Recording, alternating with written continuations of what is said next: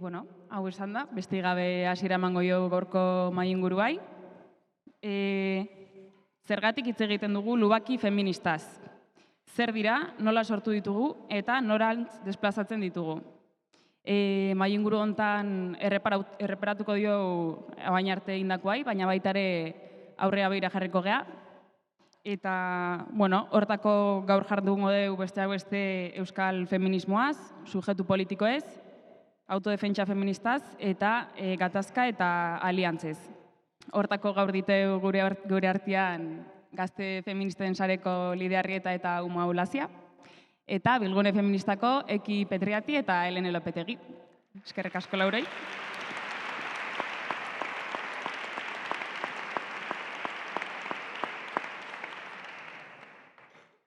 Bale, hasteko hasiko gea lubaki feminista hori kokatzen eta lubaki hori lurraldetzen edo. Horregatik nahiko nizueke galdetu, zeatik uste dezuen erreparatu behar digula tokian tokiko baldintza politiko eta sozialei, estrategia eta proposamen feminista diseinatzeko garaian, eta zeatik uste dezuen garrantzitsua dela eta hitz egiten deula euskal feminismoan potentzialtasunaz.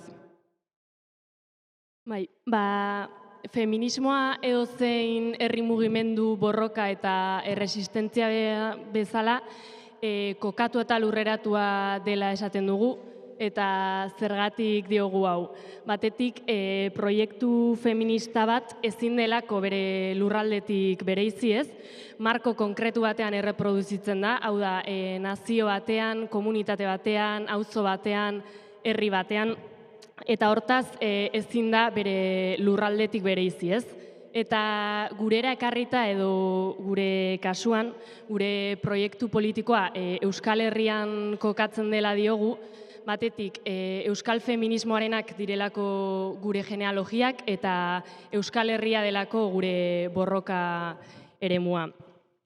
Izan ere, feminismoa ere ez da unibertsala eta hortaz baditu abizen lurraldetuak. Izan euskal feminismoa, feminismo frantsesa, feminismo espainola.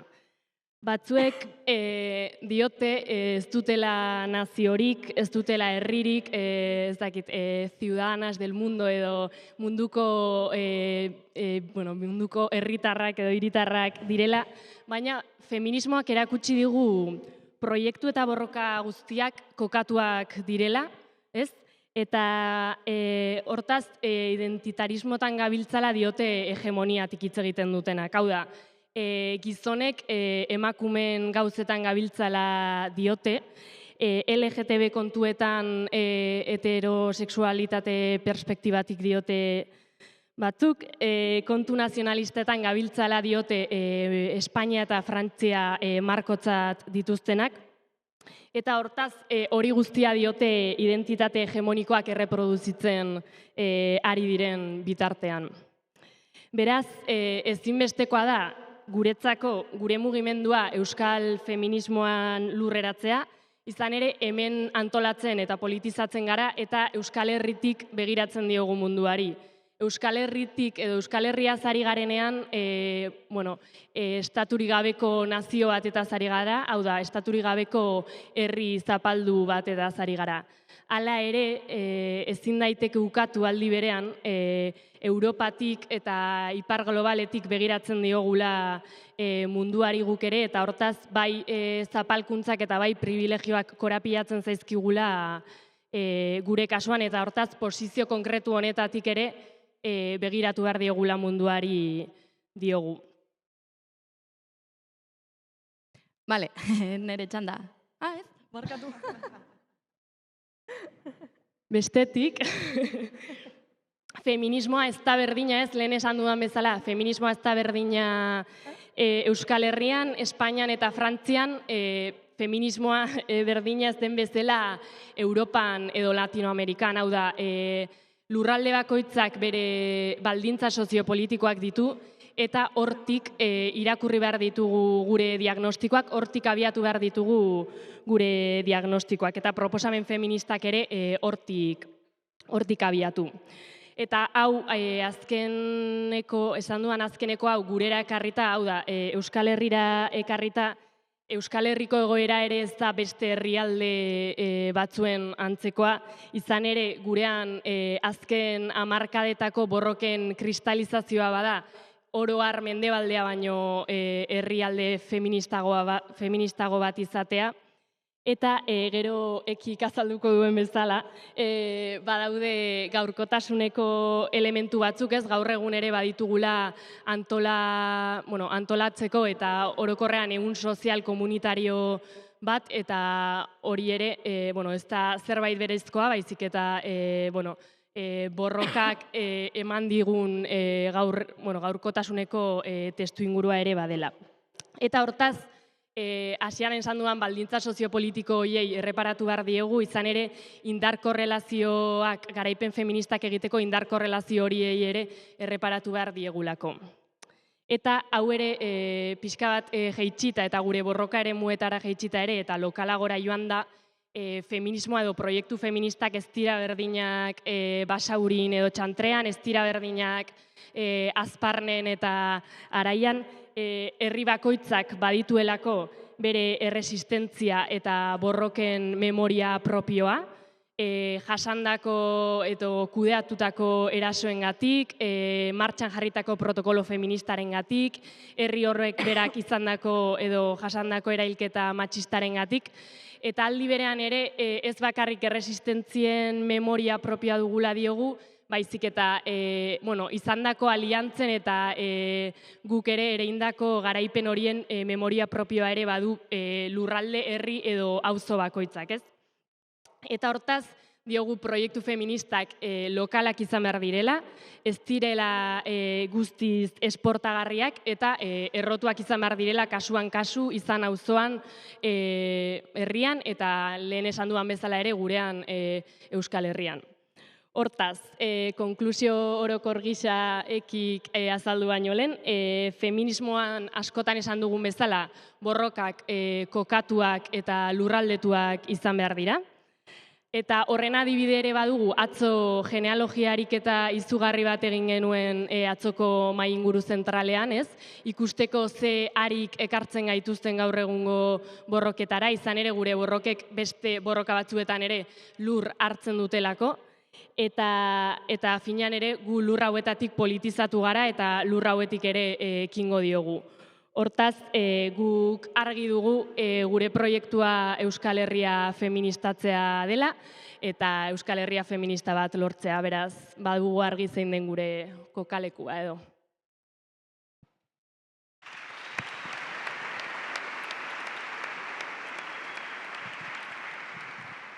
Orain, bai nire txanda. Segurazki atzo aipatu zen, baina Euskal Feminismoa 60. hamarkadan hamarkadatik ona ehuntzen ari da, bi estaturen arteko marko propio bat eraikitzen, ez? Eta, garaiko herri mugimenduan edo herri borroka horietan emakume askok parte hartzen zuten, eta hortik, igual bereizi dezakegu bi zeratan, 60. hamarkadan Ipar Euskal Herrian abortu libre eta doakoa aldarrikatzeko talde asko sortzen hasi ziren, gerora mugimendu feminista bat osatzen zutenak, eta Hego Euskal Herrian berriz pixka bat beranduago, 60. hamarkadan bueltan, frankismoaren aurkako erresistentzia moduan edo sortzen hasten dira bestelako talde batzuk, ziurrenik ere bai Ipar Euskal Herriko borroka eta antolaketa ereduari esker. Eta hortik, talde horietatik osatzen da bestelako mugimendu feminista bat, asanbladetan ere bai parte antolatzen dena, ez? Hiriburuetako asanbladek nahiko txopisu hartzen dute hor, eta, bueno, bertan parte hartzen zuten emakumeek ez zuten bakarrik emakume zirela elkartzen edo, baizik eta Euskal Herriko langile klaseko emakumeak zirela, ez? Horrek suposatzen zuen guztiarekin. Orduan, mugimendu hau autonomoa zen, Euskal Herrian garaiko testuinguru politikoari erantzuteko sortzen dena, martxoak 8ko edo azarako 25ko adibidez egunak antolatzeko koordinazio etengabean lan egiten zuena, ez? Eta gerora, urte batzuk beranduago, sortzen dira adibidez kas emakumeak taldea bezala, edo gerora aizan edo egizan taldeak, eta esan genezake honen tradiziotik gatozela gu, ez? Eta euskal feminismoan izan dira talde batzuk eragin handia izan dutenak. Hor, zapalkuntza hirukoitzaren teoria garatzen da batartean talde hauei esker ere bai, eta hortik garatzen da sujetuaren inguruko eztabaida eta hausnarketa batzuk eramaten gaituenak zuzenean intersekzionalitatearen, guztiok ezagutzen dugun intersekzionalitatearen teoria horretara. Orduan, ziurrenik, hau, sujetuaren eztabaida hau, estatu espainolean edo frantziarrean bertako bestelako herri batzuetan beste modu batera eratzen da, ez?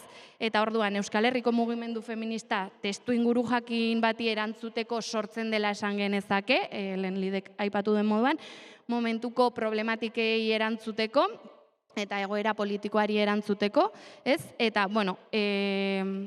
esan genezak ere bai ez zirela aurretik antolatuak ez zeuden emakumeak, ez? Edo ez behintzat guztiak, herri mugimenduaren parte ziren emakumeak ziren, independentistak, euskaltzaleak, kulturgunetan parte hartzen zuten emakumeak, auzo elkartetan, ez? Zeinak espazio propioa eta borroka propioak izateko naia eta beharra ikusten zuten, eta hortik aldarrikatzen zuten, ez? Eta kaso gure buruari loreak botatzearren hasieratik euskal feminismoan askotariko problematikei aurre egiteko edo askotariko problematikak lantzeko gaitasuna garatzen da, ez? Sorreratik sektore askotako, esan dudan moduan, kideak batzen dira, ulertuta borroka horiek ere bai feminismotik egiten edo egin behar zirela, ez? Eta ziurrenik honek bereizten gaitu ere bai, Espainiar estatutik, ez,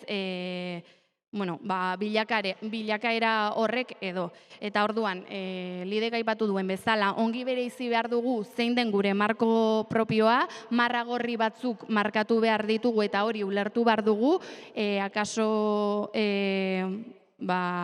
evidentena edo Euskal Herria herri gisa aitortzearena bada marra gorri oso markatua, eta baina bada egia da boladaka nabaritu izan dela diskurtso batzuk edo influentzia batzuk azken aldian, ez, ere bai jasotzen ari ditugula, izan adibidez abolizionismoaren diskurtsoa, izan terfena, izan punitibismo eta antipunitibismoaren arteko eztabaida hori, baina guk beti argi izan dugu Euskal Herriko mugimendu feministak garela sexu langileen lan baldintzen alde, lan egiten dugula sexu langileen lan baldintzen alde, trans eskubideen alde eta espetxeen aurka gaudela, ez? Eta, orain egia da, akaso, testu inguruak, inkluso sare sozialen eraginaren ondorioz ere bai, minimoki bada ere zalantza batzuk ere eman direla, horren adibide izan daiteke, dela 2 urte edo, martxoaren 8ko mobilizazioetan, aboloak atera direla mobilizazio propio batekin adibidez, ez? Egia da ere bai, hau begirada oso hiritarra izan daitekela. Orduan, hor kasuan kasu, ez? Eta gero, antipunitibismoaren adibidea maigaineratuz, ez da kasualitatea Euskal Herrian diskurtsoa garatzea, ez? Espetxearekin izan dugun harreman horrek eraginda edo, eta horrek lagundu du, adibidez, erreparazio prozesuetan mugimendu feministak sakontzea eta diskurtsoa garatzea, betiereko kartzela zigorren aurka egotea, ez? Edo justiziaren diskurtso propioa eraikitzen jarraitzea. Eta mugimendu feministan, justizia feministaren oinarrian antipunitibismoa egon dela esan genezake.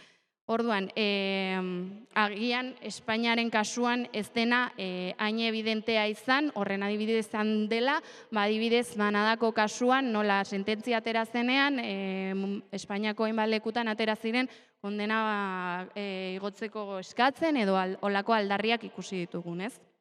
Beraz, kultura militante batek eraginda sortu da Euskal Herriko mugimendu feminista, lekutua eta konkretua, lidek esan duen moduan, lortu dugu Euskal Herrian ehun sozial zabal bat, mugimendu feministak garatu du diskurtso propioa kapaza izan da proposamen eta bada oraindik ere proposamen integralak egiteko, herri proiektua osatzeko proposamen integralak egiteko, burujabetzatik aritu da bere historia guztian zehar horren adibide agian azkeneko inflexio puntu handiena izan da 2023an egin genuen greba feminista, antolatu genuen greba feminista orokorra, baina diskurtsoaz gain, egunerokotasunetik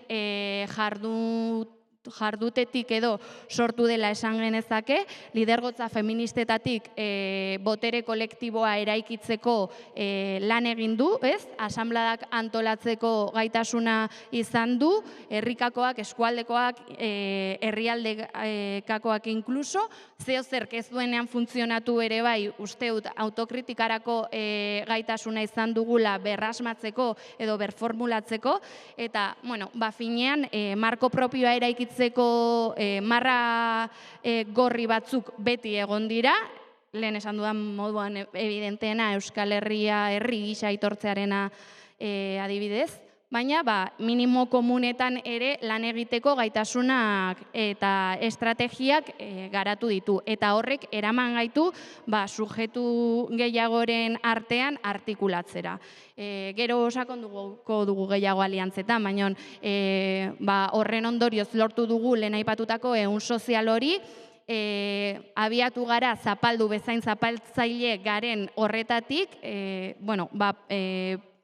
posizio ezberdinak aitortze horretatik, noski hori beti zailtasunekin edo tentsioekin, baina emantzipazioaren fokuan jartzeak eta ez bakarrik lurraldearen emantzipazioa, baizik eta gorputzen emantzipazioaren fokuan jartzeak eraman gaitu gauden lekura, ez? Eta hala, lorpen material batzuk lortzera.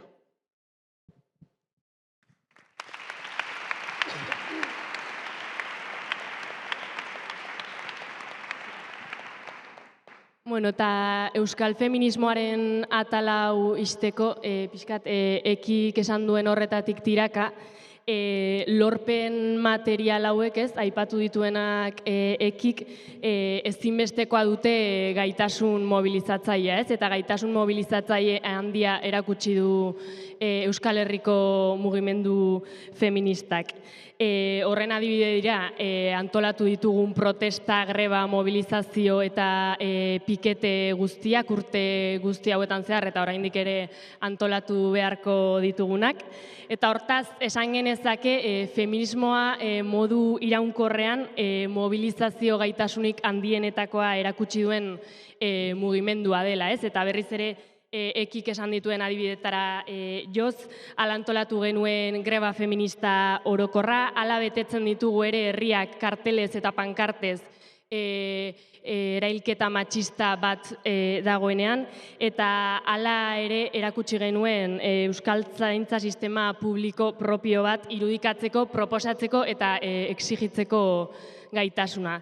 Eta guzti honetan, Gazteok gara mugimendu honen motorra, ez? Gazte feministak gara ere Euskal Herriko mugimendu feminista auspotu, erradikalizatu eta orokorrean jendez betetzen dugun motorra, eta berriz ere adibidetara joz horrela erakutsi dugu greba manifestazio eta jardunaldietan lehen lerroan gaudelako, ez? Euskal Gazteriak ere sinistu egiten duelako proiektu feministan, bai gizonekin partekatzen ditugun espazio misto orotan, ezkerreko gizonen marginalizazio saiakeren aurrean, edota erreakzio antifeministen aurrean ere, hor Euskal Gazteriak bere egiten du eta sinisten du proiektu feminista honetan.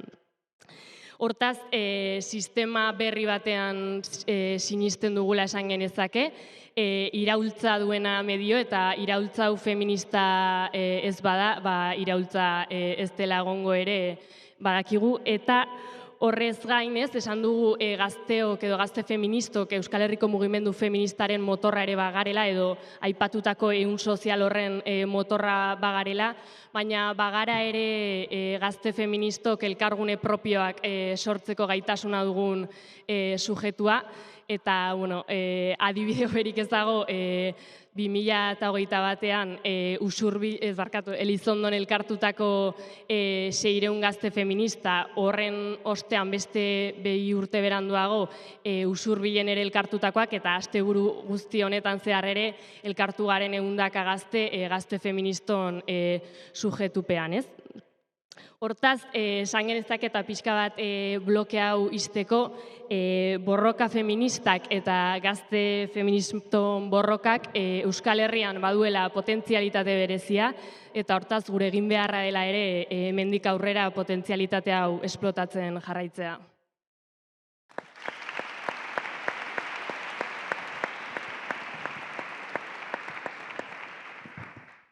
Bale, behin lubaki hau kokatzerrek ezinbestean gara ematza baita ere pentsatzea zein dian lubaki hori osatzen dutenak, eta bai Lide eta baiekik aurreratu dezuen bezala, sujetua zitzeitea.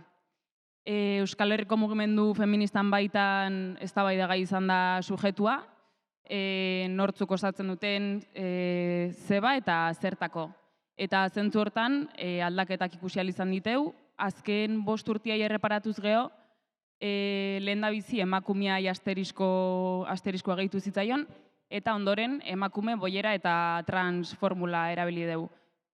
Jakin bakigulako, sujetu politikoa zerbait izan behar badu, estrategiko izan behar dula, garaipen feministai behira estrategiko azken finean. Eta zentzu hortan, galdetu nahiko nizueke Ekita Helene, ze azpimarratuko zenuketen Euskal Herriko mugimendu feministan baitan sujetu aldaketei lotuta izan dian eztabaida eta erabakiei dagokionean. Bai, sujetuaren gaia beti izan dela gatazkatsua mugimendu feministaren barruan, esan genezake ziklikoki indarrez iristen den eztabaida bat dela, hau da, ez da gaur egun sortu den eztabaida bat. Guk kokatuko genuke batez ere 2000 hamarkadatik hona euskal feminismoak izandako ibilbidea, ez? Pixka bat ikusteko ere gaur egun ze puntutan aurkitzen geran. Egia da, igual hasiera batean sujetuaren gaia edo mahai gainera jarri zela emakumetik harago bestelako kategoria eta identitate batzuek ere mugimendu feminista osatzen zutela, batez ere igual garaiko lesbianen kolektibo eta asanbladatik, ez? Bitigen esali ospetsua lesbianak ez gara emakumeak, pixka bat horri tiraka ere, baina,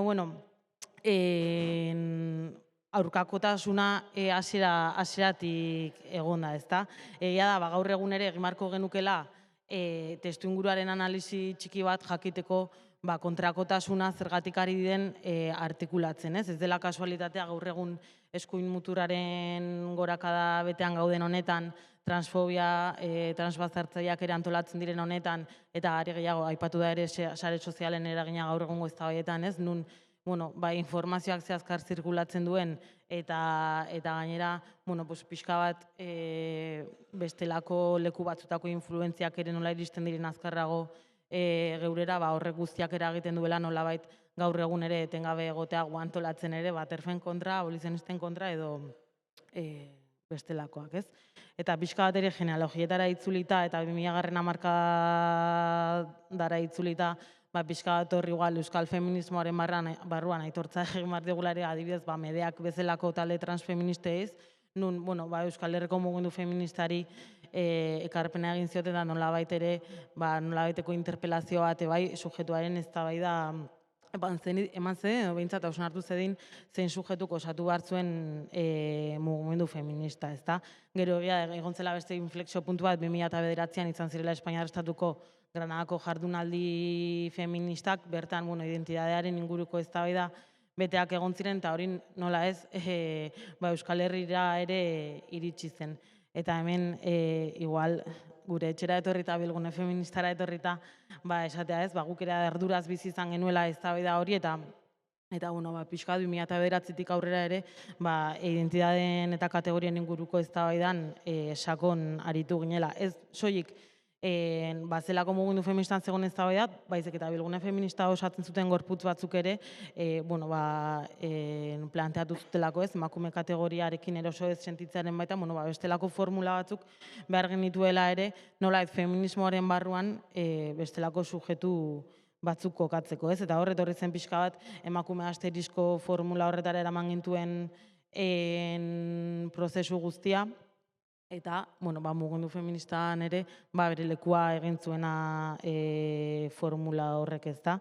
Gerora, mugimendu feministan erabilizena, emakume trans eta boiera, Laurak aipatu duen bezala, kategorian estrategikotasun horretara begira, eta gainera ere, ulertuta mugimendu, sistema cis-heteropatriarkal, arrazista, kolonialista, kapitalistak zapaltzen dituen gorputzak askotarikoak direla, eta emakume kategoriatik arago ere, daudela bestelako ardatz batzuk kontuan hartu behar direnak, eta nolabait bestelako gorputzak ere bagerala patriarkatuaren zapalkuntza horren ondorio, ez? Eta, esan genezake, nahiko onartua egon dela azken urtetan nolabait kategoriaren formulazio hori, eta, gaur egun, espazio batzuetan zalantzan jartzen dela, baina, esan genezake baita ere aurkakotasun hori ere, atorrela, guk aurrera urratsak eman ditugulako, eta nolabait mugimendu feminista osatzen dugun gorputzak ere, gero eta askotarikoak geralako. Orduan ez da kasualitatea guk aurrera beti esaten dugun bezala, ez aurrera urratsak ematen ditugunean, kontrakotasuna ere areagotu egiten dela. Eta aipatu nahiko nuke ere orain, badirudiela, ez, mugimendu feminista eta mugimendu transfeministaren arteko gatazka batean bizi garela, eta mugimendu feminista eta mugimendu transfeminista kontrajarriak edo kontraposizioan aurkitzen diren mugimenduak direla, ez, edo inkluso bata bestearen urrenkera dela, ez, feminismoa dela bat, eta gero urrengo pausa dela transfeminista, ez, eta guk egiten dugu irakurketa hori ez dela horrela, ez direla kontrajarriak, guk feminismoaren barruan kokatzen dugula transfeminismoa ere bai, eta nolabait euskal feminismoak izan barko lukela gai, ez, praktika eta diskurtso transfeminista izatekoa, ez. Egia da baita ere, gaur egun, bai feminismoak edo transfeminismoak duen konotazioagatik eta daukagun gatazka honengatik, batzutan egiten dela bata edo bestea erabiltzaren aldeko apostua, eta igual batak duela konotazioa, ez, mugimendu feminista badirudi terfek edo aboluek lekua dutela, eta mugimendu transfeminista dela horren kontra borrokatzen zerret, ez? Baina, egin barko genukena da mugimendu feministaren barruan ere marragorriak eta diskurtsoak argi eduki, transbaztertzaileak edo transfoboa diren diskurtsoak ez eukitzeko kabidarik horrez. Eta uste hori azpimarratzea importantea dela. Eta igual pixka bat orain itzulita kategorien estrategikotasunera, inporta iruditzen zaigu, ez, jakitea guk mugimendu gisa noiz erabili behar dugun kategoria bat edo beste, ez? Eta noiz den pertinentea emakume kategoria erabiltza oraindik ere, edo noiz den pertinentea hitz egitea emakume trans eta boiera subjetuaz, hitz egitea gizon eta emakumerik gabeko Euskal Herriaz edo dena delakoa, ez? Inkluso bestelako ardatz batzuk sartzea ere, adibidez. etxeko langile egoiliar batetaz ari geranean, seguraski pertinentea izango da emakume kategoria erabiltza, inkluso migratu eta razializatuaren ardatza lehenestea, seguraski horrek ardatzen duelako zapalkuntza nagusia, baina gero ari baldin bagera hitz egiten martxoak 8an orokorrean irakurketa batean, seguraski pertinenteagoa izango da hitz egitea emakume asterisko trans eta goieraz, inkluso gizon eta emakumeri gabeko Euskal Herri baten desira horretaz. Ez horrengatik begiratzen diogu guk estrategikotasun batez kategoriari. Are gehiago, emakume kategoriak gorputz disidentekin elkar bizi daitezkeelanen ideia hori ere azpimarratu beharra dago, ez? Ez bakarrik espazioetan, inkluso gorputz berean, ez? Osea, eta adibide bezala jarriko nere burua. Nola estrategikotasunez erabili dezakedan nik emakume gisa nere buruan ez da nik ez izan bizipen horiek oraintxe bertan, baina irudikatzen dut estrategia gisa izan daitekeela eta mugimendu feministarentzat baliagarria dela hori, baina nik nire aldarri nagusi bezala eta nire etorkizunerako herriaren desira bezala, nire burua lehen etxiko dut ez bitar, trans, emakume asterisko, emakume bizardun, berdin zaitzer emakumearen aurretik, ez? Orduan, hori azpimarratzea ere importantea, eta gero azkenik, eta nire denbora oso ondo errespetatuz, aipatzea, lehen azpimarratu detena, ez? Pixkat euskal feminismoaren, euskal feminismoak izan beharko luken gaitasun hori, diskurtso eta praktika transfeministak egiteko eta daukagun oldarraldi horren aurrean antolatzeko, ez? Eta hor igual, azkeneko adibide esanguratsuena igual izan da Bernedoko kasua, ez? Nola, oldarraldi eta eraso betean, jakin dugun erantzuten diskurtso oso potente batekin eta ulertzen nola funtzionatu duen sistema guztiak eta nola elkar lotu diren mekanismo ezberdinak, alde batetik transbaztertzaileak, beste alde batetik eskuin muturra, beste alde batetik arrazakeria, pixkat, nola elkar lotu den guztia, nolabait transfeminismoan eta transfobia, transfeminismoan aurka juteko eta transfobia zabaltzeko, ez? Eta are gehiago gainera, ez da kasualitatea Euskal Udalekoak hor Euskal ardatz hori ere nola egon den presente aurkakotasun horretan, ez? Orduan, pixkat, osetzen da oso adibide garbia ulertzeko nola ari den funtzionatzen oraintxe bertan gure aurka datorren makinaria guzti hori. Eta horixe, besterik gabe, hau guztia ere Euskal Herriaren burujabetza terminoetan ulertzea ezinbestekoa dela, eta ezin degula ahaztu, ez? Euskal Herriko emazte horietatik gatozela, baina gizon eta emakumeri gabeko Euskal Herri batera goazela, ez? Eta hor, trantsizioak eta utopiak ondo bereiztearen ideia hori.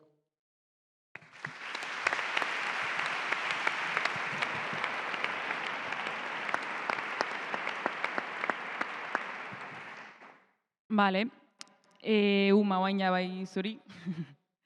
Euskal Herriko mugimendu feministan baitakoak izanik sujetuan eztabaidak, noski gazte feministon saria ere ez da izan salbuespen, eta horren isla garbila da, Euskal Herriko neska gazte izatetik, gazte feminista izatea pasa izana iazko ekainan batean.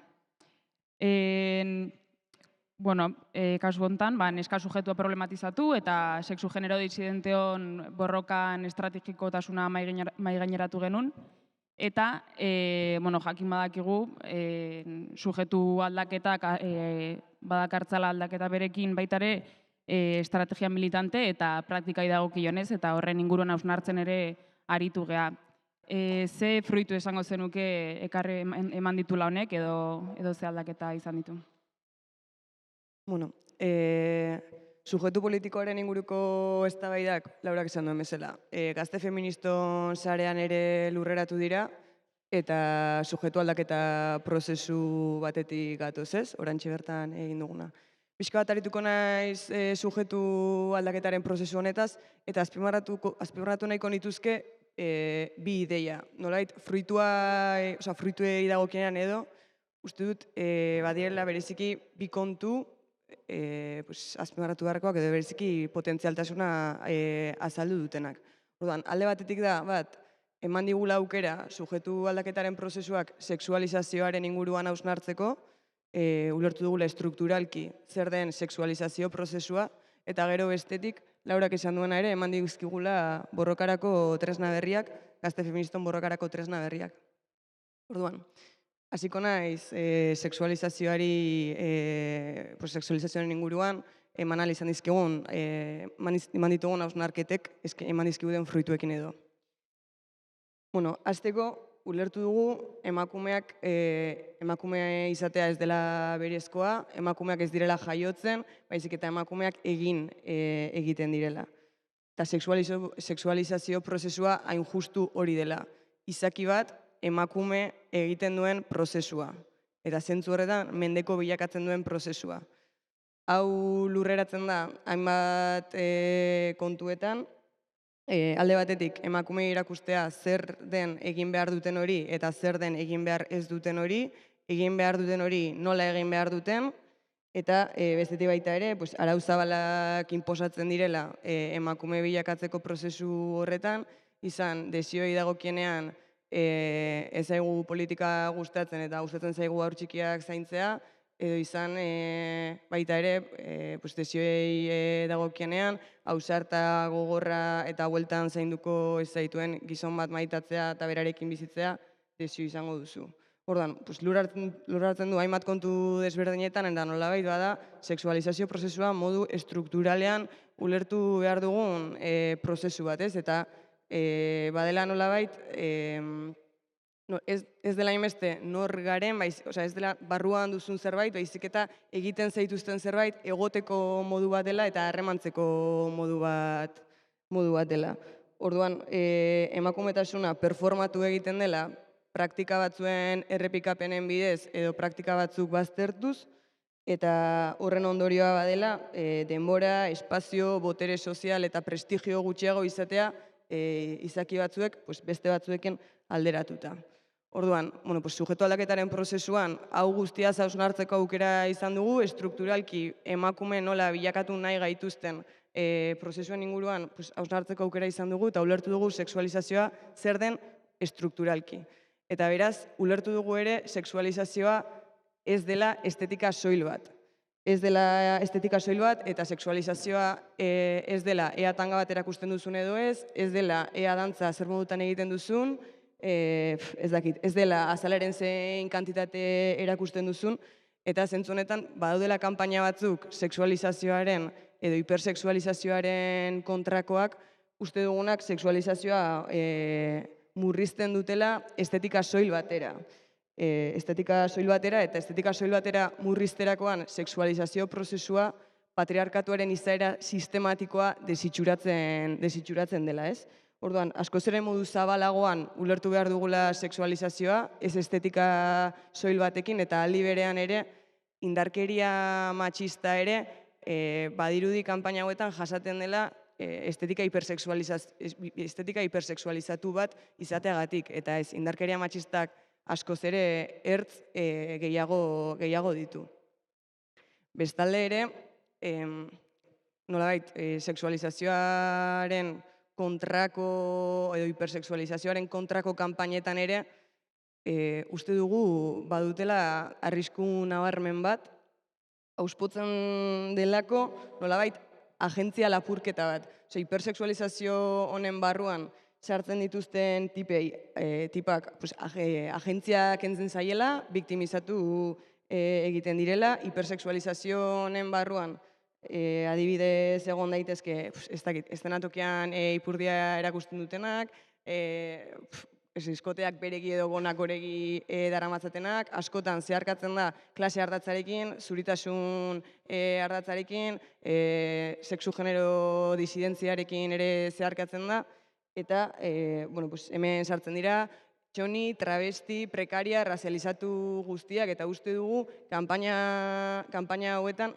oro har, bai sujeto guztiak, baina baita ere, inkluso sexualitate normalarekin hausten ari direnak erresistentziatik, eta kanpaina hauek auspotzen dutela agentzia lapurketa bat, ez? Orduan, izan ere, sustatzen delako nolabait, hipersexualizazio honen iruditegitik edo, emakumeak sexualitate maskulino violento eta geldiezin baten biktimak direla. Agentziarik eta desirarik ez duten objektuak. Orduan, guk argi dugu heterosexualitatearekin hausteko hiperfeminitatea ere tresna potentziala izan daitekeela, eta sexualizazio prozesua estrukturalki ulertzen dugula, eta zentzu horretan sexualizazioaren kontra egoteak esan nahi duela gizonen boterearen kontra egotea, eta ez besterik.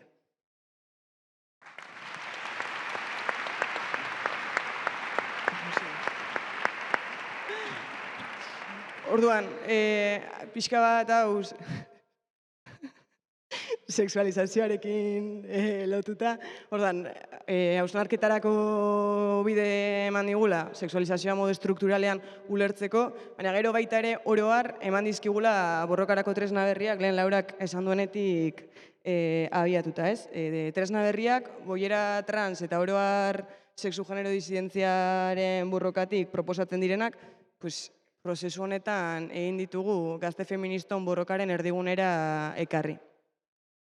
Orduan, borroka hauetatik proposatzen dira aukera antipatriarkal posibleak, bizi proiektu antipatriarkal posibleak, ez gizonekin edo gizonen arabera eraikiak, genero performatibitatea autodeterminatzeko gaitasunarekin zerikusia dutenak, gizonekin mantentzen diren harreman guztiak guzti-guztiak problematizatzekoak, diskurtso feministak erradikalizatu eta berritzekoak. Orduan, borroka hauetatik proposatzen diren aukera eta proiektu antipatriarkal hauek dira heterosexualitatearekin hausteko aukera eta proiektuak. Patriarkatuaren aurkako borrokan pausuak ematen jarraitzeko aukera dira aukera politikoak eta aukera gozagarriak, eta zentzu honetan feminista guztiontzat baliagarri izan daitezkeenak, heterosexualitatea modu askotan hautsi daitekeelako, ez? Orduan, zentzu horretan, gazte feministon borrokaren erdigunera ekarri ditugu ere, sexu-genero disidenteon borrokatik proposatzen diren tresna hauek. Horregatik uste dugu duela potentzialtasun berezia boiera trans eta sexu-genero disidenteon borrokak patriarkatuarekin bukatzeko. Patriarkatuaren muinean dagoelako heterosexualitatea eta muinean dagoen heterosexualitate hori auzitan jartzen dugulako. Eta horregatik diogu sexu-genero disidenteon borroka zerbait bada borroka feminista dela, eta gurera ekarriz sexu-genero disidenteon borroka gazte feministon borroka dela.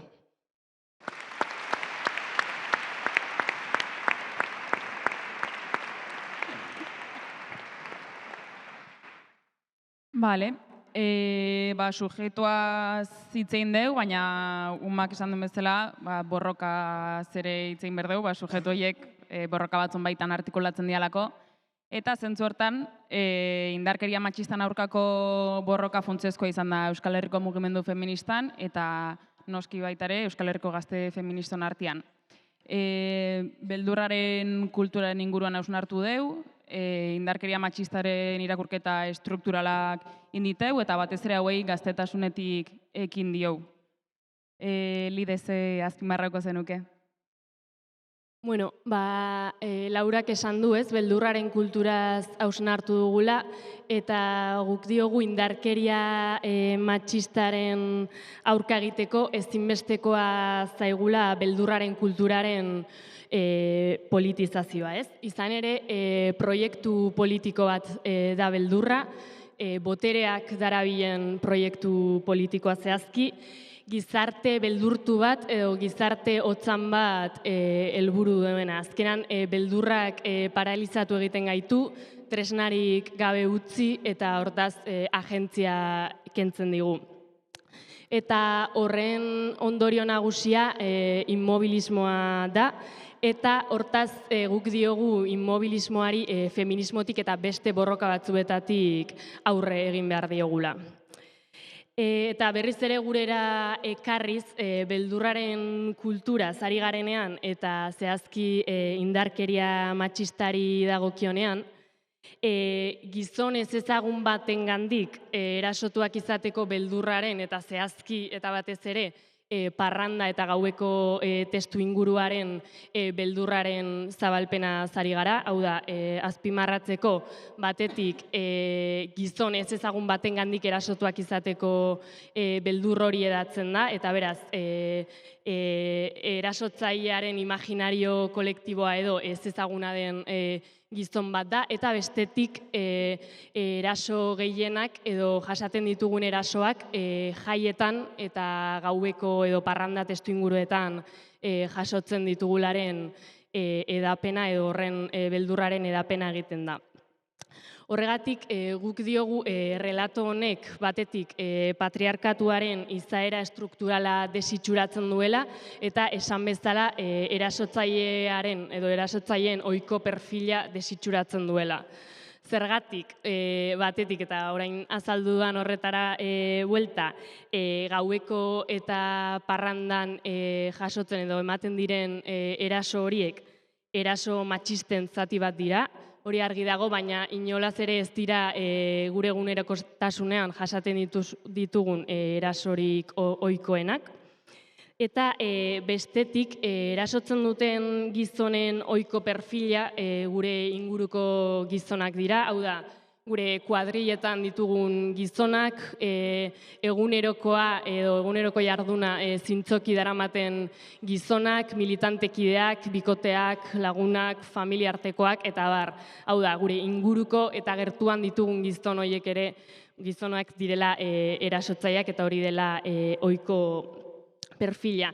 Eta areago, presente izatea garrantzitsua da, erasotu edo erasotzen gaituen gizonak behar duela inguruko gizonen anaidiaren bitartez lortutako legitimitate hori gu erasotzeko, ez? Izan ere, ez dago bapatean gauez etxera bueltan erasotuko zaituen gizonik, baizik eta gizonek emakume hori, emakumeen arkako violentzia legitimitatez erabiltzeko anaidiak baizik. Eta beraz, garrantzitsua da fokoa jartzea gizonek emakumeen aurkako violentzia legitimitatez erabiltzeko anaidi horretan.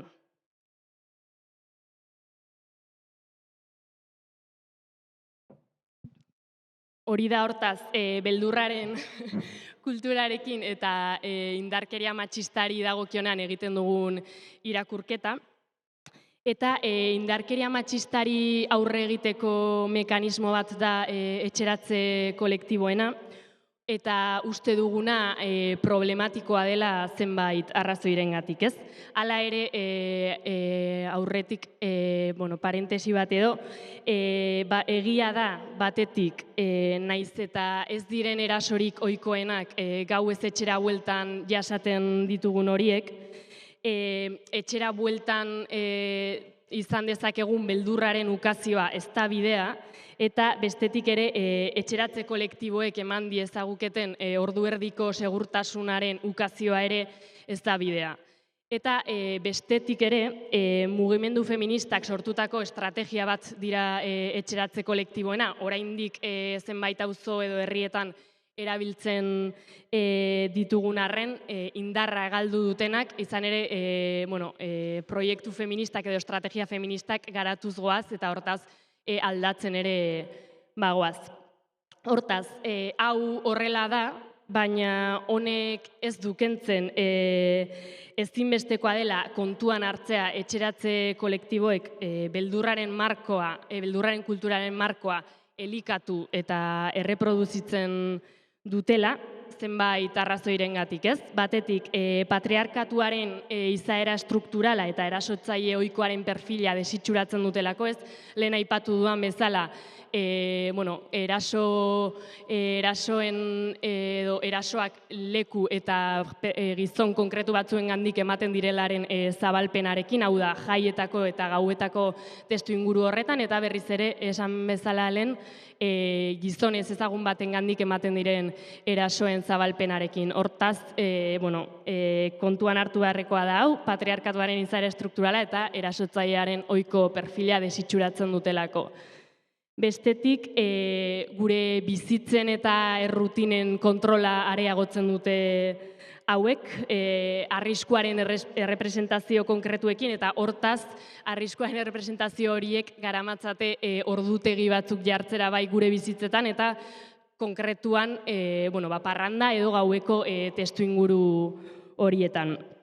Eta hirugarrena, emakumeen irudia biktimizaziotik eta ahultasunetik eraikitzen dute, eta hasieran esan dudan bezala, beldur horrek edo ahultasun horri atxikitzea emakumeoi, dakar agentziarik gabe uztea, ez? Eta batean, badirudi, babestuko gaituztenak behar ditugula etxera bueltatzeko, eta gainera estrategia hauek ardura gizonengan jarri baino guregan jartzen dituzte, ez? Zergatik ez ditugu eramango, zergatik ez dituzte antolatuko gizonek haiek etxera bueltatzeko etxeratze kolektiboak, eta horrela ez da etxera bueltako erasorik egongo, edo horrela arrisku hori behintzat ekidingo genuke, ez? Eta gainera horrek ere, batetik ahuldade eta biktimizaziotik irakurriaz gain, erasotuak, hau da, erasorik jasan ez dezagun guk jarri behar ditugu gure ordutegiak, eta erasoak jasatea gure errua izango balitz bezala bizi dugu hau. Hortaz, eta pixka bat izteko, zentzu honetan konplexutasunez heldu behar zaio eztabaida honi, baina kontuan hartu behar da, etxeratze kolektiboekin eta soilik hauekin kanpaina politikoak egiteak beldurraren kultura elikatzen duela, eta beldurraren kultura bilakatzen duela marko zentrala eta ez marko feminista. Eta hortaz, gazte feministok, feminista gisa, gure foko autodefentsa feministaren garrantzian kokatuko dugu eta ez etxeratze kolektiboetan.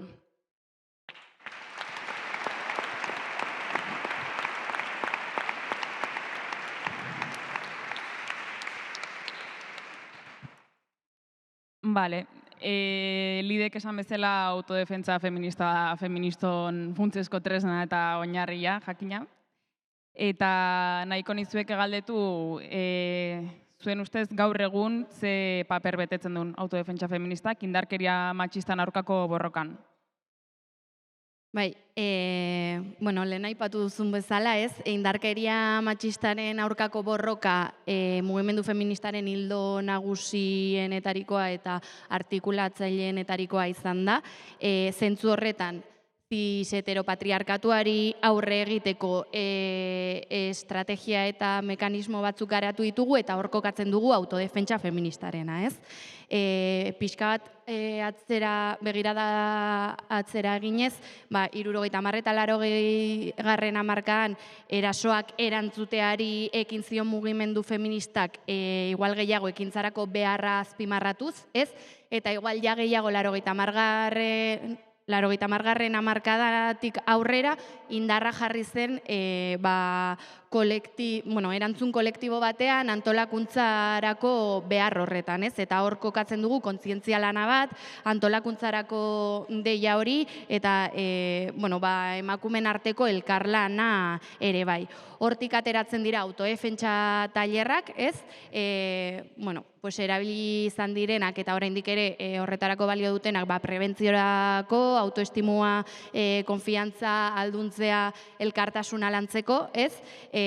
Botere harremanen lanketa bat egiteko, erasoak identifikatzeko, ez? Indarkeria matxista izendatzen jakiteko, zer den, patriarkatuaren sisteman kokatzeko, ez? Eta pixka bat nola funtzionatzen duen ere bai ulertzeko, eta igual batez ere bai subjektu politiko bezala aitortzeko, ez? Lehen, historikoki horretarako erabilizan dira autodefentsa tailerrak, oraindik ere horretarako erabili dira, orain ziurrenik eskatuko banizueke paper batean idaztea zuentzat zer den autodefentsa feminista, segurazki gauza asko eta oso ezberdinak aterako zirela, ez, baina agian garai hartan modu hontan edo definitzen zen.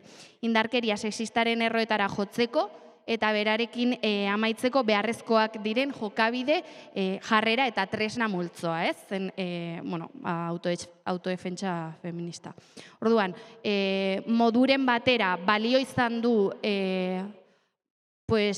barneraturik ez genituen modu eta jarrera agian bortitzago batzuk erabiltzeko, balio izan digu indarkeria batzuk izendatzeko eta identifikatzeko, mugimendu feministaren lanari esker eta hegemonia maila bat lortzeari esker, ez? Orokorrean, gaur egun badakigu indarkeria matxista izendatzen zer den oso ondo identifikatzen, eta orduan, esan dezakegu autodefentsa tailerrak esan dudan guzti horretarako baliatu ditugula, baina ofentsibara pasatzeko baldintzak sortu ditugula gaur egun ere bai, ez, puntu horretan kokatzen garela. Agian orain dela 20 urte ere bai, ofentsiba puntu horretan lantzen zen, baina garapen bati esker edo evoluzio honen ondorioz, gaur egun heldu gara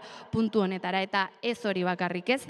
Aldarriak eta ekintzak eraldatu ditugu ez bakarrik gure garapenari esker edo, diskurtsuetan eta diskurtsuak garatzeko izan dugun gaitasun horri esker, baizik eta parean dugun etxaia sortutako testu inguru horretara egokitu garelako ere bai, ezta? Gaur egun, ez gaudelako, guain dela 20 urte geunden leku igualean. Horregatik, jakin behar dugu erabiltzen ditugun tresna horiek egokitzen edo.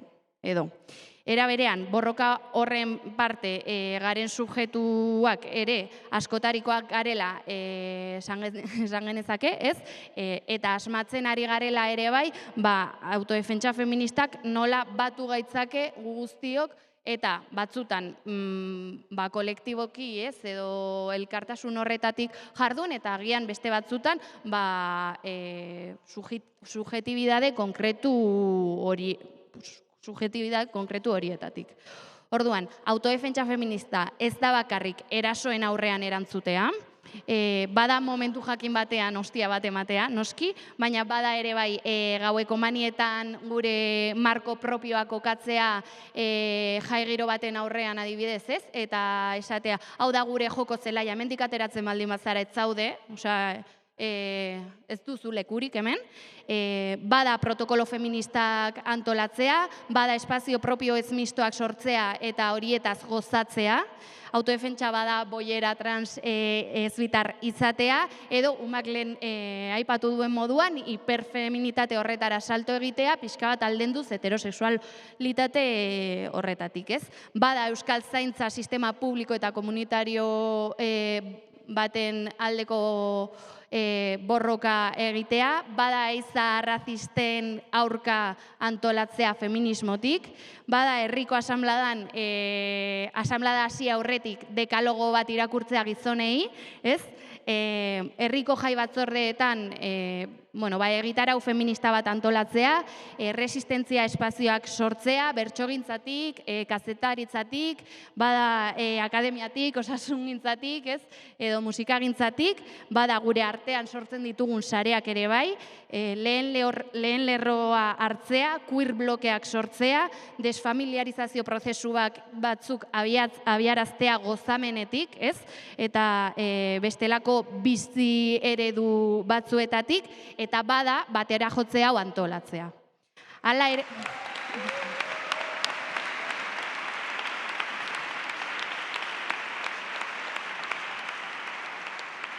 Hala ere, den autodefentsa izendatzeak ere, terminoa lausotu dezake, ez? Eta horregatik, euki behar dugu oso argi zein den autodefentsare feministaren markoa eta ongi kokatu, estrategiaz erabili, ala behar denean, eta hau batez ere estrategia komunietaz ari garenean, ez? Beraz, aurretik aipatu dudan definizio horri, gehituko genioke, arau cis heteropatriarkalen eta kolonialen aurkako praktika berriak asmatzeko eta arau horietatik kanpo bizitza bizigarriak sortzeko aukera ematen digula autodefentsa feministak. Hau da, bada tresna eta estrategia feminista bat eta horren aldeko apostu irmoa egiten dugu mugimendu feministatik, ez? Erantzunaz harago ulertuta, erantzun hori emateaz harago ulertuta, bizitza bizigarriak egiteko borrokan kokatzen dugun tresna, ez? Defentsa posizio horietatik aldenduz edo, horiek mantenduz, baina salto bat eginez ere bai, ofentsibara edo. Eta hori antolakuntza feministaz eta transfeministaz lortzen ari gara. Eta noski, hostia bat emateare, beti da darrando.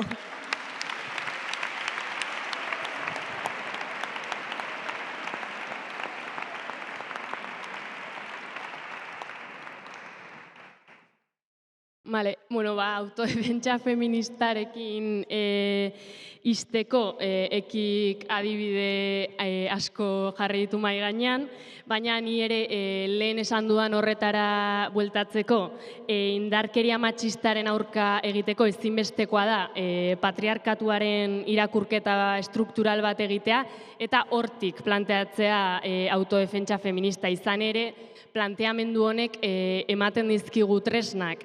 Bai, gizonak gu erasotzeko zilegitasuna eta botere duten gizarte talde gisa ulertzeko, eta bestetik ere autodefentsa feminista hortik artikulatzeko tresnak ematen dizkigu planteamenduak. Zentzu honetan, erasoen ondorengo kudeaketaz gain, espazioa feministatzeko beharrean gaude, espazioak feministatzeko beharrean gaude. Eta beraz, protokolo feministetan, badakigu eta gazte feministon kasuan are gehiago, lan militante handia egin dugula eta egiten ari garela, baina garrantzitsua da pauso bat aurrera ere egitea espazioak feministatzeko bidean. Izan ere, badakigu holtzan nor edo ze gorputz egon behar diren, dirua nola eta norengana banatuko dugun, eta baita ere azpiegituran gauzak nola montatu behar diren feministak egon behar garela, izan ere espazio baten sorreratik perspektiba feminista gonezean edo bentsat gero eraikitzen ez balin bada ere, espazio hori ez da feminista izango eta hortaz gure hautua bada espazioak feministatzea. Eta haratago joanik ere, parranda eremuko espazio ez mistoen antolaketan ere bagabiltza, izan ere, batetik gizoneik gabeko espazioak asko dute politikotik, boteretzetik eta antolatzetik, ez? Botereguneak borrokatzeko balio dutelako hauek, eta ekik esan duen bezala batera jotzea ere bada horren adibide. Eta baita antolatuta eta prest gaudela erakusteko simbolo edo badira horren adibide. Eta bestetik gizonik gabeko espazioak dira gure territorio libre bakarra, ez? Eta hortaz espazio seguruenak eta gozagarrienak ere badira, eta parranda aisialdia ere beste leku batzuetatik bizitzeko aukera ematen digute hauek. Hortaz, eta ja konklusio gisa edo izteko, kontraboteretik autodefentsa feministaren aldeko hautua egiten dugu gazte feministok, fokoa eraso anitzen politizazioan eta boteretzean jarriz.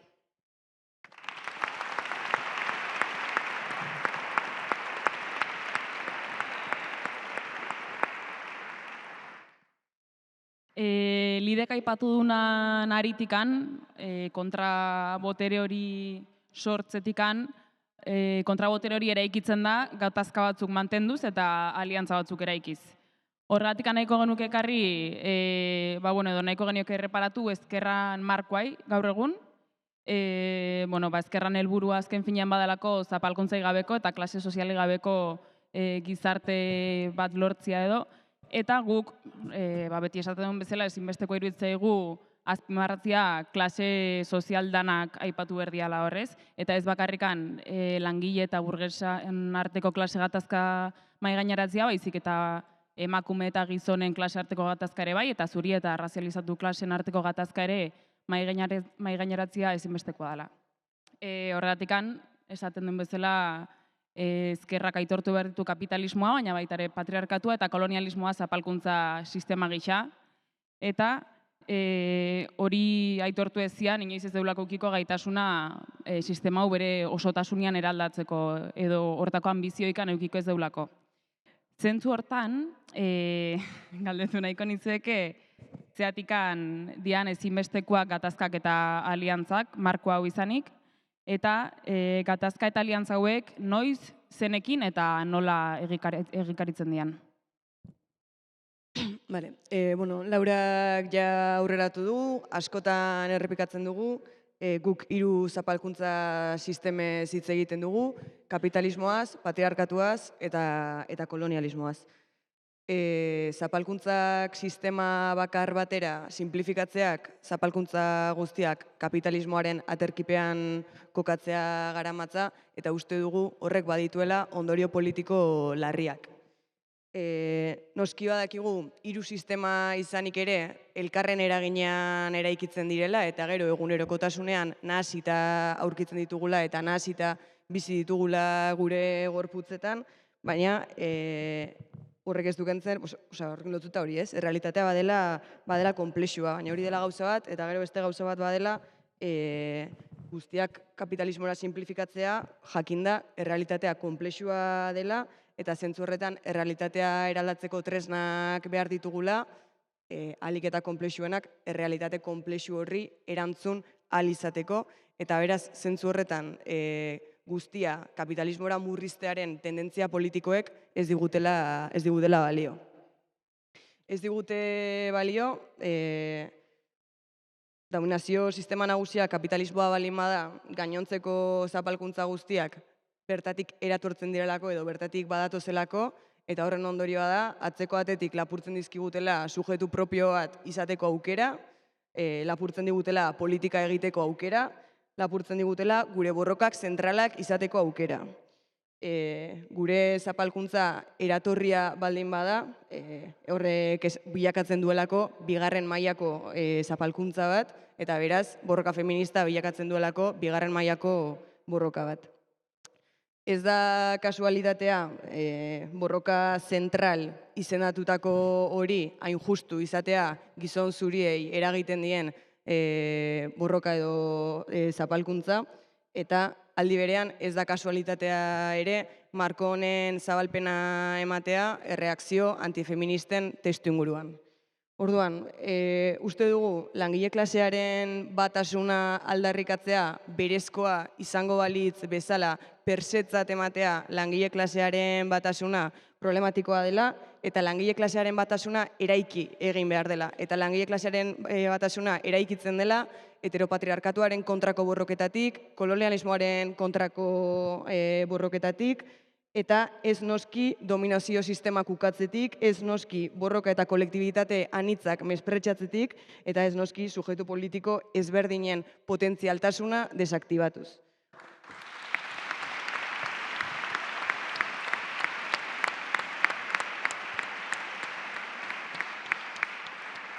Zentzu horretan, langile klasearen batasuna eraiki egin behar dela, eta beraz hori soilik privilegioak suntsitzearen bidez egin daitekeela. Feministok urteak daramazkigu haserre anaidiekin, holtzetan, bileretan, familia bazkarietan, poteoetan, eta derrepente guztia baldin bada interes kapitalistak, eta guztia azaldu baldin badaiteke interes kapitalisten aterki horretan, gizonen boterearen eta impunitatearen kontrako haserrea lapurtzen digute. Lapurtzen digute haserrea eta lapurtzen dizkigute borrokarako tresnak. Lapurtzen dizkigute espazio ez mistoak, lapurtzen dizkigute beto eskubidea feministok azkeneko hitza izan dezagun, lapurtzen dizkigute intsumiziozko jarrerak, gizonen boterea ahalik eta gehien neutralizatzeko eta oztopatzeko sortu dizkiguten tresna guztiak kuestionatzeko baldintzak sortzen dira. Orduan, guk argi dugu, dominazio sistema estrukturalak dira bai kapitalismoa, baita patriarkatua eta baita kolonialismoa ere, hala egin behar dugu sistema hauen guztioen kontrako borroka, sistemen erraiei erreparatuz eta erraiei erreparatuta borroka autonomo erradikalak aurrera eramanez. Orduan, zentzu horretan, berresten gara borroka sujetu ezberdinak artikulatu eta aliantza politikoak aurrera eramateko beharrean, eta lehen Laurak esan duen bezala, funtsezkoa da eskerrak patriarkatua, kapitalismoa eta kolonialismoa sistema gisa aitortzea, gero eraldaketa bere osotasunean borrokatu ahal izateko. Orduan, zentzu horretan, ez gara zapaldu bakarrak, eta gizonekin gatazka ezinbestean mantendu behar den bezala funtsezkoa da ere zuri eta arrazializatuen artean dominazio harreman bat, dominazio sistema bat dagoela ulertu eta horren aurka borrokatzea, ulertuta aldi berean modu honetatik planteatzen diren gatazkak badirela eraldaketarako aurre estenatokiak, eta zinbestean interpelazioak jaso eta etengabeko eraldaketan egotea dagokigula. Gehiengo zuria duen mugimendu bat osatzen dugun heinean ezinbestekoa da baldintzak sortzea aliantzetarako, ezinbestekoa da baldintzak sortzea bai pertsona zuri eta razializatuen arteko batasunerako, bai mugimendu feministaren eta mugimendu antiarrazistaren arteko aliantzetarako, eta baldintza hauek sortzea bada guneak seguruak izateko baldintzak sortzea, bizi egoera eta erritmo ezberdinetara egokitzen diren militantzia moduak sortzea, eta beraz horregatik diogu batasunak eraiki egin behar direla eta ez poretxotzat edo persetzat eman. Gero, bilguneko kideek azalduko dute, baina aliantzak ere momentuen arabera egingo ditugu, eta momentu batean neska eta sexu genero disidenteok antolaketa propiotik, adibidez antolatuko dugu egitarau edo jaigune edo gune ez misto bat eta gizonik gabeko espazioak gure territorio libre bakarra direla esango dugu, baina gero baliteke ere jai batzordearen kriminalizazioaren aurrean adibidez gizonekin batera udaletxea interpelatzea. Osa nahi dugu esan, estrategiak badirela aldakorrak, ez direla estrategiak ez betierekoak ez unibertsalak, eta feministok badakigula testuinguruaren irakurketatik abiatu behar garela, testuinguru konkretuetara egokitu behar garela, eta zentzu horretan irtenbide espezifikoak eta egoerari egokitzen zaizkionak diseinatu behar ditugula. Azkenik ere, uste dugu garrantzitsua dela azpimarratzea komunitate propioak behar ditugula, baina aldi berean ere, beste leku batzuetan, beste posizio batzuetatik ere borrokan ari direnekin aliantzak eraiki behar ditugula, gu oso gustora gaudela, gu bezalakoekin eta gure berdin pentsatzen dutenekin, eta gu bezalakoekin eta gure berdin pentsatzen dutenekin alternatibak eraiki daitezke eta alternatiba hauek bizitza bizigarriagoak sortzen dituzte, baina alternatiba hauek sortzetik haratago gure helburuak eraldaketa soziala izan behar du, eta zentzu horretan ez dugu soilik arautik kanpo hobeto bizi nahi, baizik eta arauarekin berarekin amaitu nahi dugu. Orduan, zentzu horretan sistema osoak eraldatu nahi ditugu, eta sistema osoak eraldatzeko boterea izatera aspiratzen dugu, eta boterea izateko aliantzak funtsezkoak dira ere. Orduan, zentzu horretan, argi daukagu, borroka autonomoak beharrezkoak dira, borroka anitzak beharrezkoak dira, horien arteko artikulazioak ezinbestekoak dira, ezinbestekoak dira artikulazio hauek transformaziorako, eraldaketarako, ez soilik nolabait defentsiban geratzeko, baizik eta baita ere zapalkuntza sistemen erraiei begiratzeko eta sistema berri bat borrokatzeko.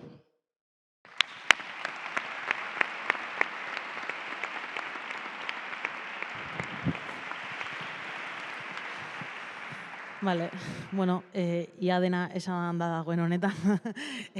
Saiatuko naiz laur azaltzen.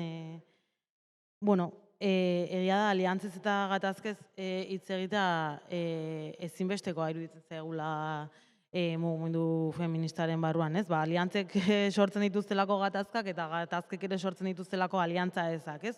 Orduan, bueno, ba, hoietaz ez hitz egitea paralizantea izan daiteke mugimendu batentzat, orduan, bueno, ba, ezinbestekoa iruditzen zaigu, ba, sortzen zaizkigun korapilo, tentsio, gatazka guzti horietaz hitz egitea, ez? Eta igual gainera aipatu beharra dago gaur egun bizi garela testuinguru batean, nun, bueno, batez ere igual, eta berriz ere aipatuko ditut sare sozialek dakar, bueno, sare sozialak dakarren guztia, ba, pixkat bizi garela kantzelazioaren kultura betean, ez? Eta badirule dela, ba, beti direla gauzak dikotomikoak, beti direla alde batekoa edo bestekoa, eta bueno, ba, aipatzea horrek ez diola mese egiten ez dare aliantzen eta kudeakete, osea, aliantzen eta gatazken kudeaketa edo, bueno, hortik salto bat emateari, ba, ez diola mesede egiten, ez? Egia da, ba, zerbait kantzelatu behar denan, kantzelatu behar dela eta ketxo, baina, bueno,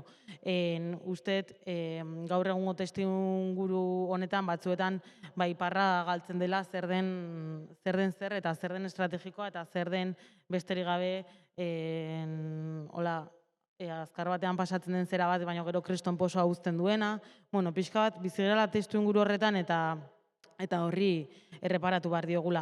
Are gehiago, esango nuke, herri mugimenduetan azken hamarka honetan, haustura asko gertatu diren honetan, ba horrek ere mugimendu askotan eraginduela pila bat, ez soilik, mugimenduari dagokionean kanpora begira eta ze estrategia edo ze borroka eramaten diren aurrera, baizik eta norbere gorputzetan ere haustura horiek eragin dituzten minek eta zauriek eta bueno, ba, gatazkek bueno, ba, ekarri digutela ere gai batzuekin edo borroka batzuekin, ba, bueno, modu batera edo bestera jokatzera, ez? Eta guztiz zilegia dena, baina jakin behar dugunare bai orain estrategikotasunez, ba, pixka bat gu ere kantzelazioaren kultura horretatik ateratzen eta modu eraikitzen ba, eraiki nahi dugun herri hori ez delako txikia gainera datorkiguna. Orduan, pixka bat zentratu nahiko nuke gizonekin ditugun aliantzetan edo aliantza ezetan eta pixka bat horren adibide esanguratsuena azken urteetan, eta nik esango nuke errexu ulertzeko adibidea dela denon bizitzak erdigunean dinamikaren baitan bueno, aurrera eramandako estrategia eta borrokak. 2023an egin genuen greba feminista orokorrean, ez? Lehen aldiz nolabait mugimendu feministak eman zuen urrats bat gizonekin batera mobilizazio egun bat edo dinamika bat aurrera ateratzekoa. Eta argi eduki behar dugu urrats hori emateak ez zuela suposatu gizonak mugimendu feministaren subjektu bihurtzea borroka horretarako, baizik eta egun konkretu batetarako edo dinamika konkretu batetarako agente aktibo bihurtzea eta ardura eskatzea esplizituki eta praktikoki borroka batean, ez? Beti ere mugimendu feministaren lidergotza eraman da. Orduan, usteet, bueno, ba, hartutako erabaki horrek kristone ekarpena egin ziola borrokari eta gainera, igual, zaintza sistema hitz egiten degunean, ulertu behar degula ere, ez garala soilikari gure kakotxartean, zabala, askotariko subjektuak, guri zapaltzen gaituen zerbait eta ari gerala soilik, baizik eta ari gerala eraiki nahian sistema propio bat, herri proiektu bat, nun suposatzen digun harimutur asko erreparatzea, ez soilik zapaltzen gaituen horri, baizik eta zapaltzen dugun horri ere bai begiratzea, ari gera gizonak interpelatzen beraiek ardurak hartu ditzaten, ari gera arrazakeria hitz egiten, ari gera gauza askotaz hitz egiten, ez? Eta uste, izan dela dinamika bat nun mahai gainean jarri duen herri honetan, eta batez ere mugimendu feministari jarri gaituela kokaleku batean aliantzetaz ezinbestean hitz egin behar izan dugun eta ezinbestean eztabaidatu behar izan dugun aliantza batzuk ez eukitzeak ekarri dizkigun gatazkak edo aliantza batzuk lehen aldiz eraiki nahi izateak ekarri dizkigun gatazka horietaz ere, ez? Orduan, nik esango nuke positiboa izan dela urrats hori eman izana zaintzen problematikaren kasu honetan, baina kontu zibili bar gerala orain aliantza hori egin izanak zaintzen prozesuan beste hildo estrategiko guztietara trasladatzea. Hau da, indarkeria matxistan antolatzen baitu jardunaldi batzuk, indarkeria matxistaren aurka, gizonak ez dira etorri behar eta ez dugu nahi etortzea, ez? Orduan, egia da, zabaldu dela ate peligroso bat, gizonak mugimendu feministak dinamitzatutako borroka batera deitzerako orduan nun gizonek nola ardura duten sistema honen sostenguan, batean etorri behar dira ardura dutelako guk antolatzen ditugun ekimen guztietara, ez? Eta argi eduki behar dugu hori horrela ezin dela izan, eta pixka bat ere gure ardura dela pixka bat mugimendu feministan diskurtso horiek entzuten ditugunean, diskurtso horiei atea isteaz, ez? Eta esango nuke gizonekin zabaldu dugun aliantza bidonek ikusiko dugula zer ematen du, zen gero ere gertatzen da, deitzen ditugula borrokara eta ez direla etortzen.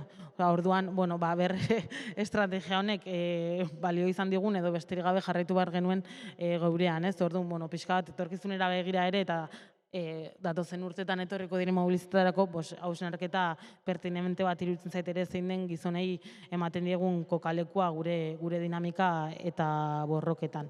Eta gero akaso barnera begira jarriz eta errepikatuz denon bizitzak erdigunanen adibidea, mugimendu feministaren barruan ere aliantza askorekin ditugun gatazkak ere jarriko gaituztela kokaleku batean berriz ere errebisatzeko ze espazioetan gaude botere harremanetan, ze espazioetan ditugun privilegioak, noiz jarri geran albo batean, noiz egin behar ditugun borreka kolektiboak, ez? Eta adibidez gizonekin kontrakotasunan aldarrikatzen ditugunean espazio ez mistoak, uste mugimendu feministaren barruan ere subjetibidade konkretuek edo zapalkuntza ardaz konkretuek behar dituztela espazio ez mistoak, baina espazio ez mistoiek ezin direla izan zatitzaileak eta gero elkar gunetarako oztopo, ez? Argi izan behar dugula bakoitzak ze posizio duen momentu oro, eta espazio ez mistoak ere gure artean ezinbestekoak direla, baina gero gauza komun batzuen alde jakin beharko genukela ere espazio misto horietan modu ahalik eta sano eta osasuntsu batean premisa konkretu hau eta orokor batzuen aurka estrategiak diseinatzen eta aurrera eramaten, ez. Hori esango nuke.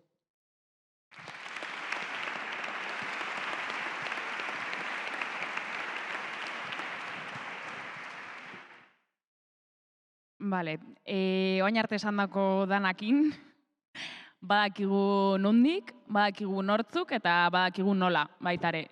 Baina, esan bezala aurrea begira jartzeko momentua ere bada, orduan jar gaitezen aurrea begira, eta nahiko nizuke galdetu, ia norantz goazen. Ni hasiko naiz, eta saiatuko naiz labur izaten. Nik uste aurrera begira, oraintxe bertan, gaukagula erronka nagusiena dela, mugimendu indartsu bat eta antolakuntza indartsu bat sortzen. Esan daiten bezala, gainera datorkiguna ez da gutxi, eta horren aurrean jakin behar dugu borroka propioak egiten, baina baita ere borroka kolektiboak egiten. Eta horretarako behar dugu mugimendu indartsu bat, eta mugimenduari indartsu bat eta zari nahizenan, ez nahizari ekimen konkretu sueltoak antolatzen zen. Gauza diferenteak dira, gauzak mugitzea edo mugimenduak sortzea, eta guk sortu nahi duguna da mugimendu bat. Eta oraintxe bertan azaroan sartu berri gaudela, adibidez, Laster dator azaroaren 25 eta azaroaren 25 bezalako egunetan aprobetxatu behar dugu minimo komun horietan ahalik eta aliantza gehien sortzen, ahalik eta estrategia garatuenak sortzen, eta are gehiago, borroka propioek elikatu behar dituzte borroka komun horiek. Horrekin zer esana eten, gero ez da borroka propioet indartsuagok izan ere elikatzen dituztela borroka komun horiek eta diskurtsoa ere gero ez da erradikalagoa izan daitekela. Beti, askotan egiten duten txiste bada, asanblaetan MKT funtzionatu behar degula multiplo komunetan txikiena, eta, pixka bat, gero ez da gorago jarri behar degula langa hori, eta borroka propioek elikatu behar dutela borroka komun hori, ezta? Eta horren adibidez, azaroak 25 bezalako egun batetan, nun guk ere ezinbesteko papera egun espazio horiek auspotzen, ezta? Eta akaso bukatzeko eta esaldi bat uztearen bilgunetik esaten dugu bezala dena aldatzeko ari gara, dena aldatzen ari gara eta konbentzimendu osoz ari gara horretan.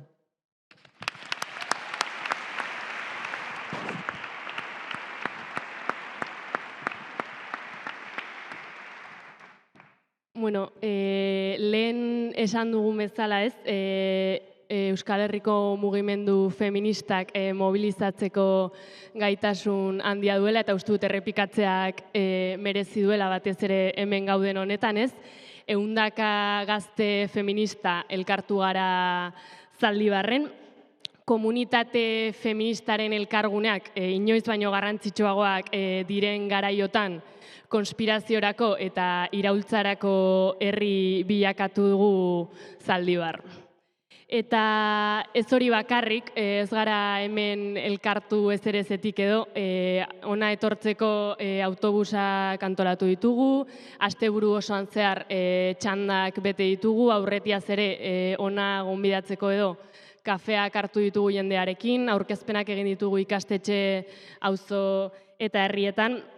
Eta, esan genezake lan guzti horri esker elkartu garela Zaldibarren, eta horrek asko duela iraultzatik eta asko duela epikotik, esan duan bezala, horren besteko beharra dugun komunitate feministak sortzeko elkarguneak ditugun garaiotan. Hortaz, honek badu bere potentzialitate propio eta handia, eta finean, esan genezake gazte feministon borrokak merezi duelaren adibide oberik ez dagoela batera jotzea bera baino, ez?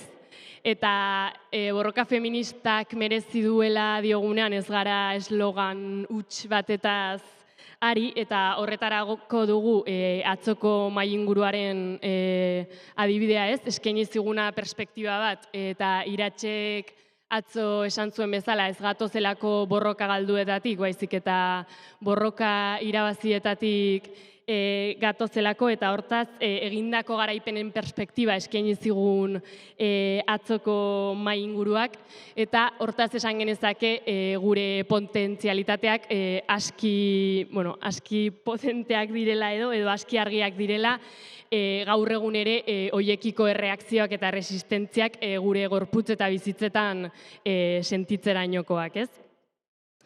Beraz, aurrerantzan badugu zer ospatu noski eta zer irabazi. Eta bestetik ere mahai-inguruak hori eskaini zigun, baina uste dut batera jotzak ere beste zerbait eskaintzen digula, egunerokotasunean lan militantean gaudenean konturatzen ez garen hori eskaintzen digulako batera jotzeak, ez? Txoko ezberdinetan gauden Euskal Herriko gazte feministak elkartzen gara hemen, eta horrek ematen digu beste perspektiba humanoago bat edo, ez? Asko garela auzo eta herrietan bakoitza bere txokoetan lan militantean eta finean militantzia feministan gabiltzanak. Eta gainera, geroz eta gehiago ere bagarela lubaki feminista honetan gaudenak, eta horregatik esaten dugu lubakia zabaldu egin dugula bai sakoneran eta bai zabaleran.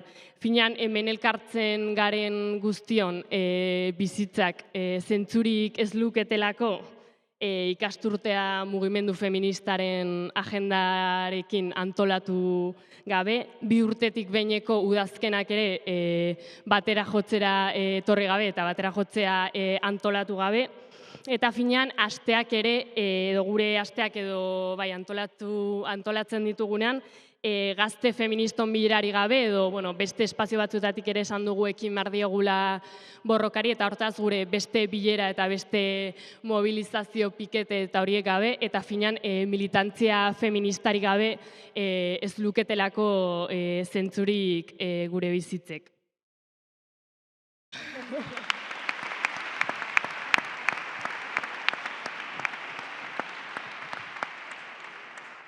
Eta beraz, esan genezake ederra dela militantzia feminista eta ederra dela militatzea. Eta askoz ederragoa Euskal Herriko mugimendu feministak sortutako iraultza feminista honen parte izatea, lehen ere esan dugu, baina guk borroka eta gozamena ulertzen ditugu batera, ez? Borrokak egiten gaituelako aske eta askatasun hori dugulako gozagarria. Eta horregatik hartu indarrak asteburu honetan zehar, hurrengo parada daukagulako hemendik ez askora. Azaroaren 25ean autodefentsa feministaren aldarriz beteko ditugulako lantokiak, ikastetxeak, auzoak eta kaleak, eta beraz, asteburu hau izan dadila indarrak hartzeko unea. Izan ere, argi dugu, inoiz baino gehiago lubaki feministaren garaia da, inoiz baino gehiago erreakzioi aliantzetatik erantzuteko garaia da, defentsibatik salto egin eta zapalkuntzaren sustraiei begiratzeko unea da eta beste mundu bat posible dugunon unea da eta finean antolakuntza feministaren unea da.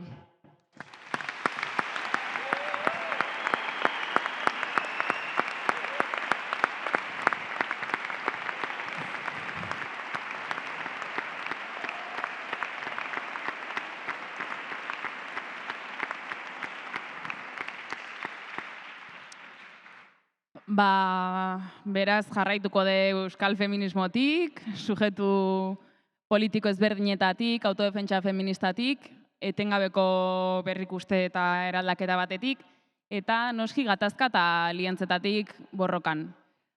Lubaki feminista honetatik Euskal Herri feminista gaulako irabazteko, eskerrik asko etortziatik handanoi, eta noski zuela uroi, mila esker, plazer bat izan da.